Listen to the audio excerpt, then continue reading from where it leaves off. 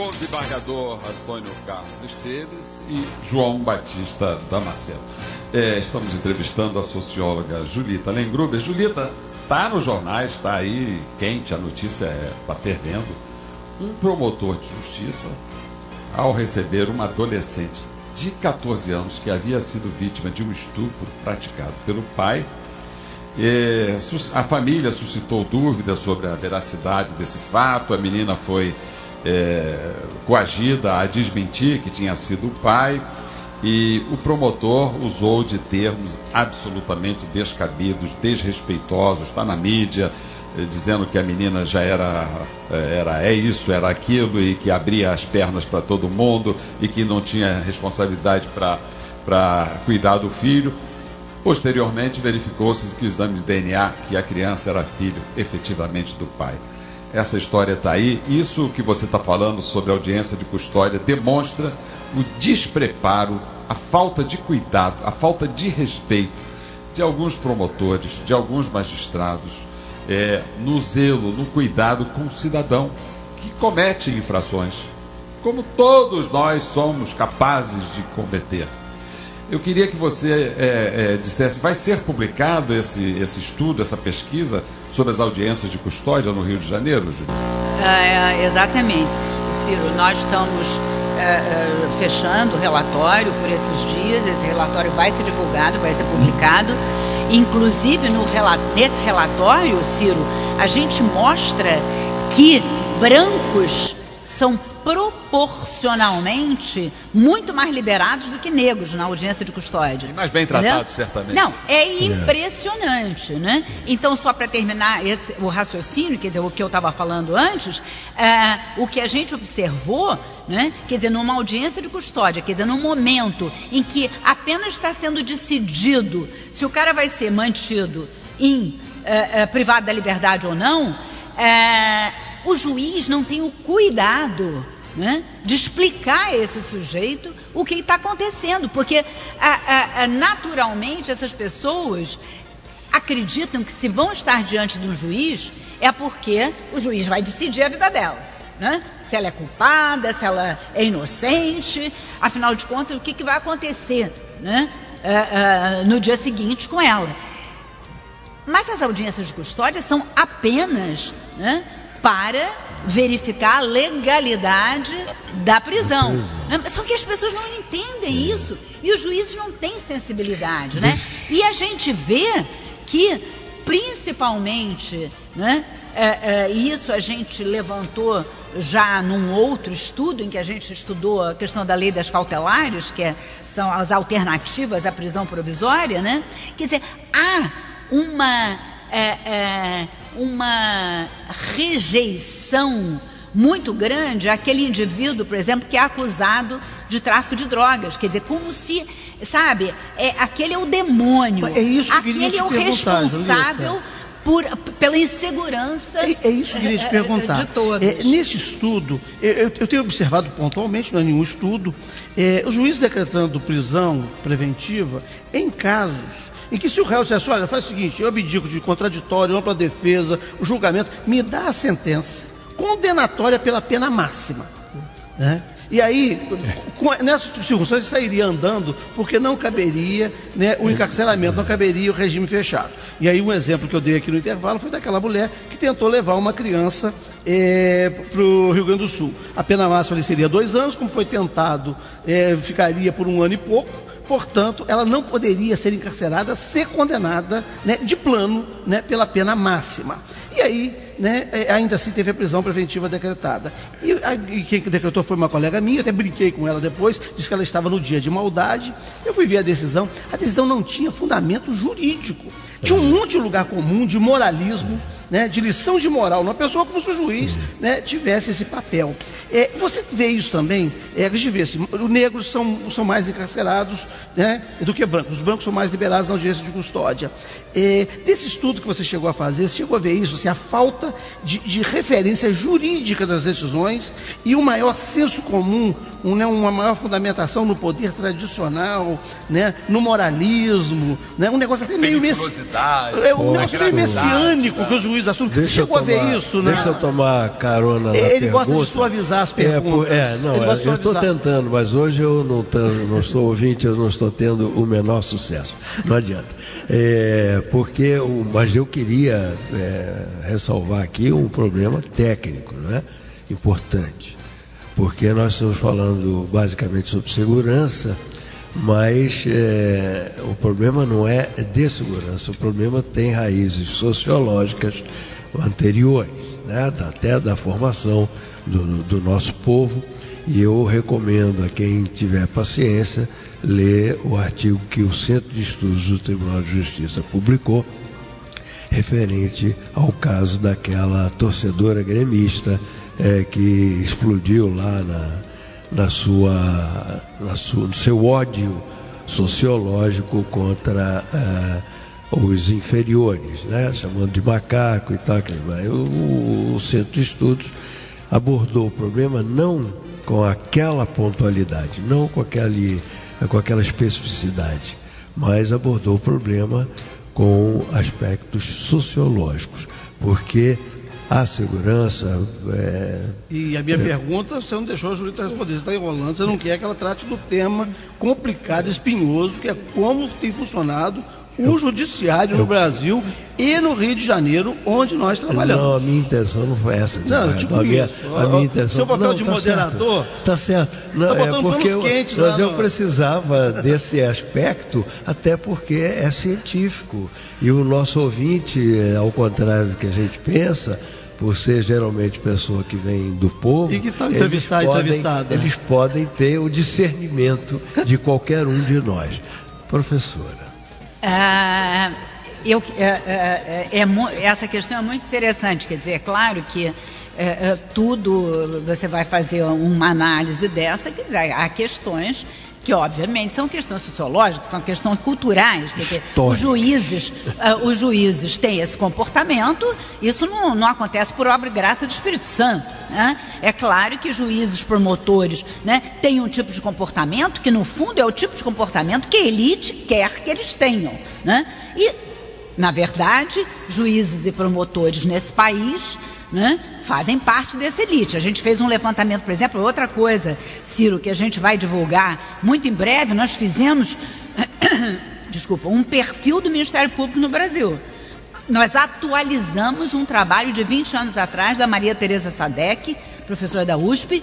Então, nós fizemos um perfil do Ministério Público do Brasil através de um trabalho muito grande em que promotores no Brasil inteiro responderam um questionário online. Tá? Então, nós estamos divulgando isso também, o perfil do Ministério Público. E claro, assim como o Judiciário, basicamente... com muitas exceções, quem consegue chegar, né, a ser membro do Ministério Público ou do Judiciário nesse país é pessoal de... Da elite. Elite. Até pelo estudo, até pela ou se identifica com ela, né? Ou é da elite ou se identifica fortemente com ela. Imediatamente passa... Então, é muito interessante, Damasceno, essa questão que você colocou, porque o que a gente vê nas decisões de manutenção de prisão preventiva, né, de prisão, quer dizer, o cara, todo esse conjunto enorme, o Brasil tem 40% dos presos no Brasil são presos provisórios, né? Quer dizer, o Brasil hoje, pelos últimos cálculos que estão super desatualizados, o Brasil teria em 2014 600 mil presos, quer dizer, a gente já deve estar batendo aí pelo menos 650 mil, no barato 650 mil presos, né? Desses 40% são provisórios, então, o que é um escândalo também, né? Poucos países têm uma quantidade tão grande de presos provisórios. Então, esse é um tema em relação ao qual a gente deveria se debruçar com muito cuidado. No entanto, quando a gente vê as decisões dos juízes em relação à manutenção da prisão provisória, né, é impressionante, Damasceno.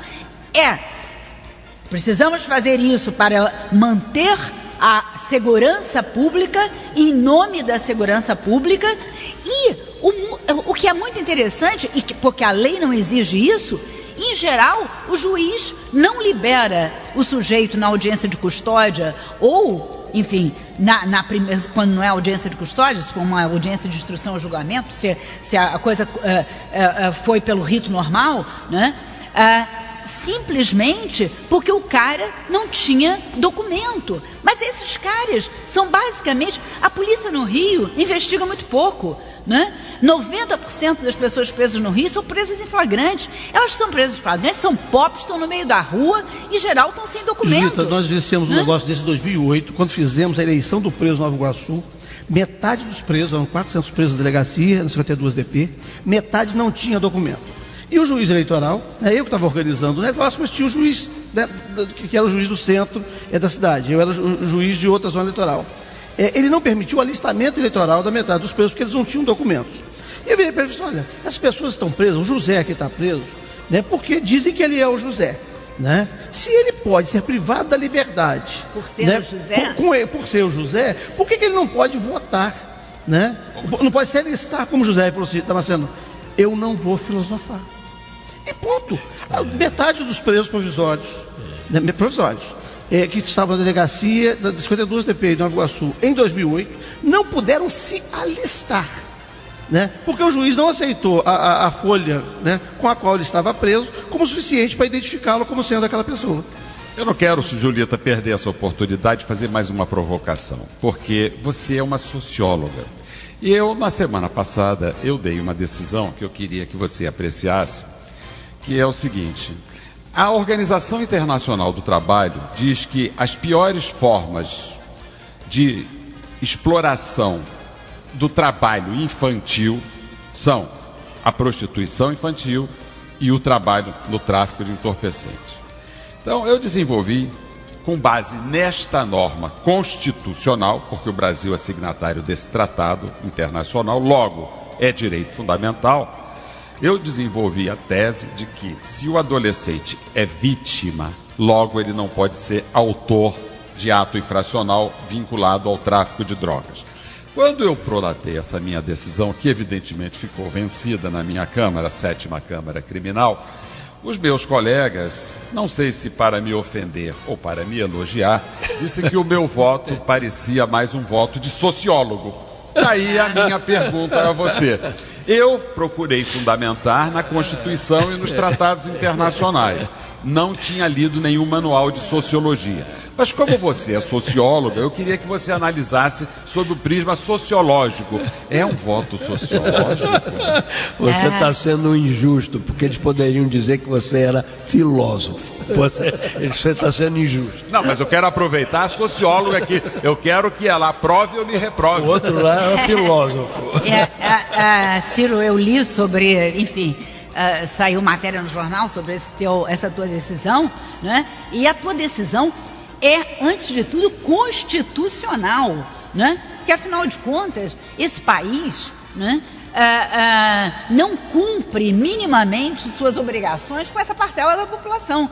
E para reforçar isso que você disse, tem uma reflexão muito interessante feita por um menino lá, morador do Complexo do Alemão, o Raul Santiago, que é o líder do coletivo Papo Reto, que é um grupo de jovens ativistas do Complexo do Alemão, que eu acho absolutamente fantástico. Honrando, né? O nome, Raul Santiago. Então, o Raul, outro dia, me dizia o seguinte: quando a polícia entrou no Alemão, em 2010... né, a UPP, levando, né, uma unidade de polícia pacificadora para o Alemão, ele ouviu de alguns policiais a seguinte consideração: bom, essa garotada aí do tráfico a gente já perdeu, mas vamos salvar os meninos de 8, 9 anos, não é? E esses meninos nós vamos poder salvar. Bom, passados 6 anos, Ciro, os meninos que tinham 8, 9 anos, quando 14, 15. a UPP entrou no Alemão, são os meninos que estão à frente do tráfico hoje. Porque, na verdade, a maior parte dos meninos que está à frente do tráfico hoje né, são meninos de 14, 15, 16 anos. Quer dizer, o que o Estado fez, né?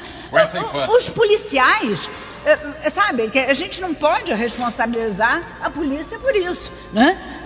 Tem uma coisa, eu posso não concordar com tudo que o Beltrame diz, mas o Beltrame sempre disse isso, né? Bom, vamos ver se os programas sociais vão entrar, né? E na verdade, né, não se faz segurança pública com polícia, se faz segurança pública, sobretudo, com prevenção. Se faz segurança pública investindo nessa garotada que não tem alternativa. Eu acho que tem uma coisa, né? Hoje se faz, né, juízes, né, os desembargadores que fazem, tem uma expressão dessa que o Ciro acaba de dizer, isso é uma decisão de sociólogo, isso expressa um modelo de pensamento, né, que o direito foi confinado, né, há uma concepção técnica que nem assim é utilizada, porque você acabou de dizer aqui essa questão do julgamento moral, né, mas o direito como sendo algo técnico e apartado, né, de uma concepção, né, de uma sociedade viva. Né. E dá saudade, né, os grandes pensadores, né, do Brasil eram juristas. Né? E dá saudade de homens conservadores como Pedro Aleixo, né, que vice-presidente do Costa Silva, anteveu o que poderia ser o AI-5. Né? Está faltando hoje, nesses setores mais conservadores, um lustrezinho para compreender que direito não é só norma, né, que foi feito para a sociedade e que é preciso ter um olhar mais aberto para isso. É interessante, né, porque de vez em quando eu ouço até de advogados criminalistas, né?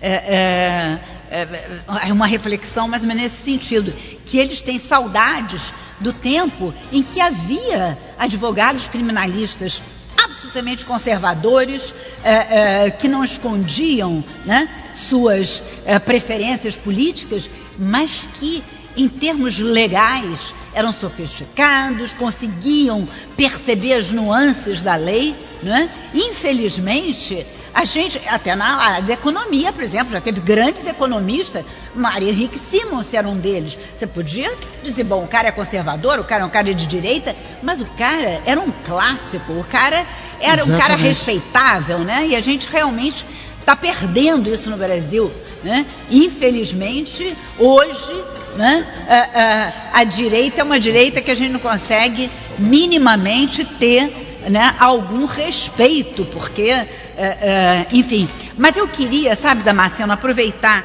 que a gente está no final aí do programa, né?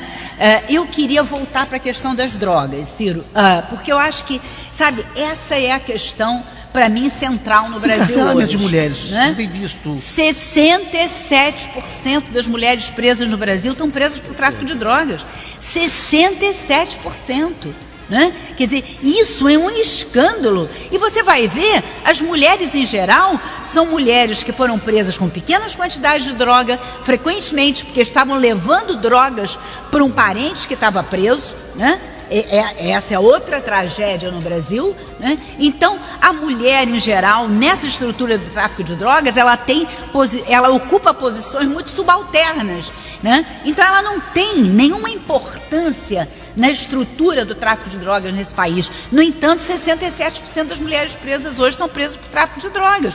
Muitas mães solteiras, chefes de família, responsáveis pela manutenção da família, né? E, então, aliás, Judita, desculpe interrompê-la, a lei expressamente diz que aquelas mães têm o direito de cumprir a pena em regime domiciliar, porque há um direito maior, que é o direito da criança e do adolescente de ter a companhia dos seus pais. Né? Mas isso não é cumprido, isso não é respeitado. Isso é absolutamente ignorado nesse país, né, Ciro? É uma vergonha. E aí, eu queria então lembrar, né, esse tema. Eu acho que a sociedade brasileira vai precisar encarar com seriedade, com serenidade, o fato de que a nossa legislação na área de drogas não está nos levando a lugar nenhum. A gente precisa entender e aceitar que as sociedades em todos os tempos, né, desde tempos imemoriais, os homens usam drogas que alteram a consciência, seja para fins rituais, seja para fins medicinais, seja em momentos... Para fins recreativos. Exatamente, em momentos recreativos, em momentos... Por exemplo, ninguém acha nada demais, né, que as pessoas estejam nos bares tomando cerveja, caindo às vezes, tanto tomar cerveja, de vez em quando. Se embriagando. E há pesquisas, Ciro, tem um pesquisador famoso chamado David Nutt, que ele fez uma pesquisa muito importante na Inglaterra, com trabalho publicado na Lancet, que é a revista, né, da área médica mais respeitada do mundo. Ele fez um trabalho comparando os danos causados pelas várias drogas, considerando que há drogas ilícitas e drogas não ilícitas. Enfim, a gente não vai entrar aqui nos detalhes, mas quem quiser procurar é David, né, D-A-V-I-D, Nutt, N-U-T-T. Se você põe lá no Google, por exemplo, David Nutt, gráfico David Nutt, aparecem os gráficos do David Nutt. Então, ele mostra, por exemplo, que a droga que mais causa danos ao usuário e ao seu entorno é a cerveja. É impressionante. Isso é um estudo respeitado, publicado em revista. Vou levar esse estudo para Minas para mostrar por que eu bebo cachaça. Pois é. Mas a questão é a seguinte, a questão é que a gente tem que aceitar que o ser humano sempre vai usar algum tipo de droga, né? O mundo sem drogas... O primeiro milagre que Cristo fez foi transformado em droga. Pois né? Exatamente. Foi vinho. E cerveja lá é porque é a bebida mais vendida.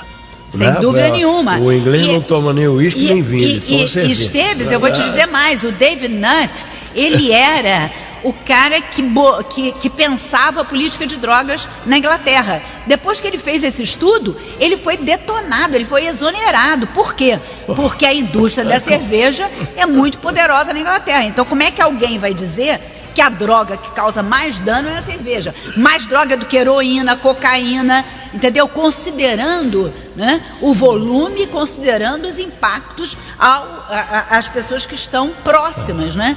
Então, a gente tem que aceitar isso. O ser humano sempre vai usar drogas, sejam elas lícitas ou ilícitas. Então a gente vai ter que aprender a conviver com isso.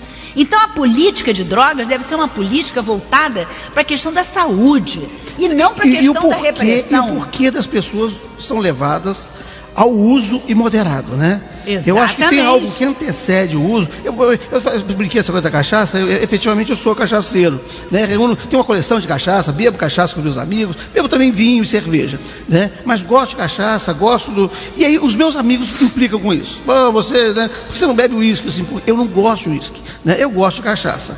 E bebo moderadamente. Né? Agora, o que leva as pessoas... Estou sentindo aqui o cheiro. Você está sentindo o cheiro, você está sentindo é o bafo. Ainda bem que é de frente, Ciro.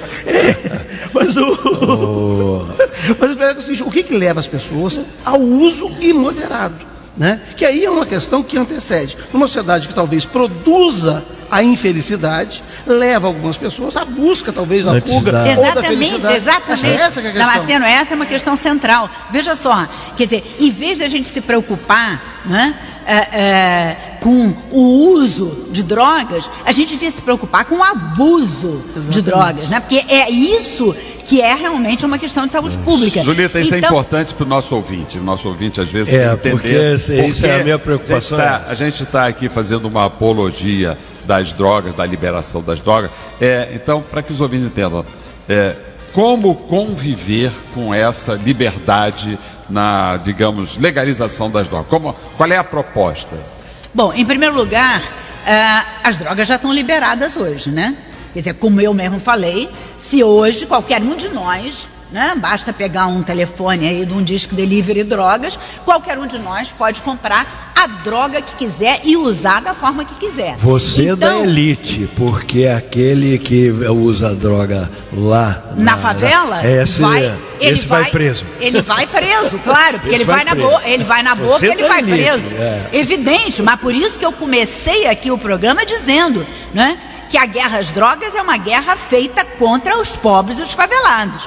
Porque, né, na sociedade em geral, né? Pessoas de várias camadas sociais usam drogas, traficam drogas e não estão sendo mortas pela polícia. Levam até de helicóptero para fazenda. Pois é, exatamente, não estão sendo mortos pela polícia.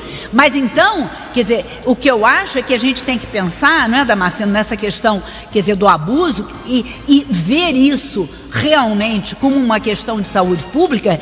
E é muito interessante, né? Porque todas as pesquisas mostram, né, que a pessoa que, enfim, tem seu trabalho. Eu já fiz grupos focais, aqui no âmbito de projetos nossos, a gente já fez grupos focais com usuários de drogas e pessoas que têm seu trabalho, educam seus filhos, praticam esportes, né? E que usam eventualmente maconha, cocaína, alguns até crack. E isso não impede que eles levem a vida como qualquer um de nós, porque eles fazem um uso, né, recreativo dessas drogas, um uso eventual dessas drogas. Ficou no né? ar, socióloga, então, uma indagação que, é claro, não seria para sociólogo, seria para o antropólogo, seria para outro tipo de cientista, né? Por que as pessoas tomam droga? Eu faço questão que o meu colega Damasceno hoje releia As Portas da Percepção do Huxley. Pois é, que ele mais ou menos diz por que isso acontece. Pois é, mas então, justamente refletindo sobre o porquê que isso acontece, quer dizer, em geral, as pessoas, né, com as quais a gente convive no dia a dia, todo mundo usa algum tipo de droga, seja a cerveja, seja o vinho, seja a cachaça do Damasceno, né, ou seja, alguma droga ilícita. Né? A questão é o fármacos, né? Claro, se você toma um remédio para dormir, você também usa uma droga, né?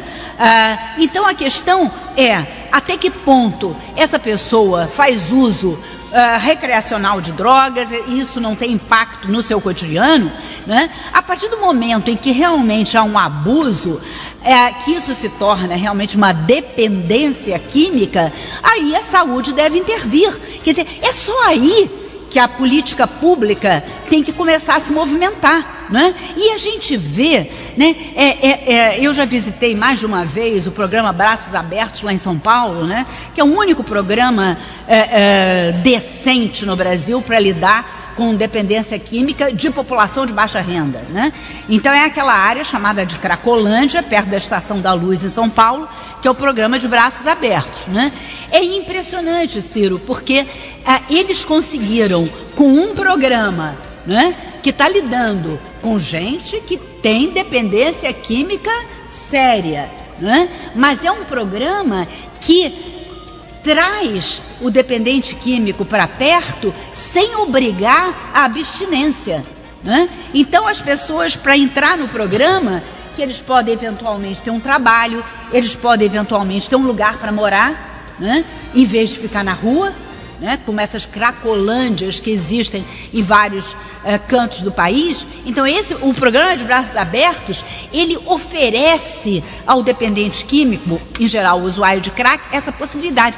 E o que a gente vê, Ciro, né, é que na raiz dessa dependência química grave, né, em geral esses usuários de crack que perambulam pela rua, está uma infelicidade absoluta, está a miséria, né? Quer dizer, são pessoas que já perderam tudo na vida, né? São pessoas que até em algum momento tinham um trabalho, perderam o trabalho, a família se desestruturou a tempo, elas perderam qualquer possibilidade de encontrar prazer na vida. O único prazer que elas encontram é através da droga. Então a gente tem que entender isso. Quer dizer, aonde está o uso recreacional e aonde começa o abuso? Isso deve ser objeto de política pública e é isso que devia ser um interesse dos governos, basicamente a partir da área da saúde. E nós tivemos aqui no nosso encontro com a Justiça um prazer enorme mesmo, quase uma overdose de prazer, com a presença da querida professora socióloga Julita Lengruber. E eu quero terminar o nosso programa, que foi muito motivador. Nós tivemos hoje a questão do ecossistema, da ecologia, o respeito. E o respeito aqui, falamos, a professora Julita falou o tempo todo, na inclusão social. E nós estamos em plena Paralimpíada. Eu fiz uma pequena leitura aqui do discurso do Sir Philip Craven, que é presidente do Comitê Paralímpico Internacional.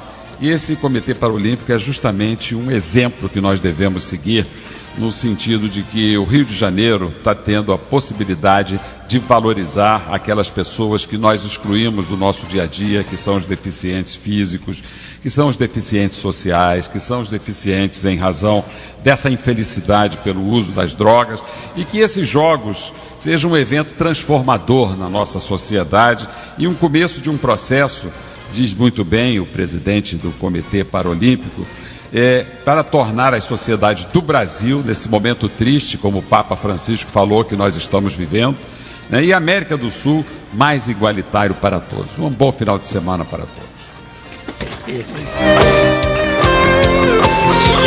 A Rádio Manchete Online apresentou Encontro com a Justiça, com o desembargador Ciro Darlan.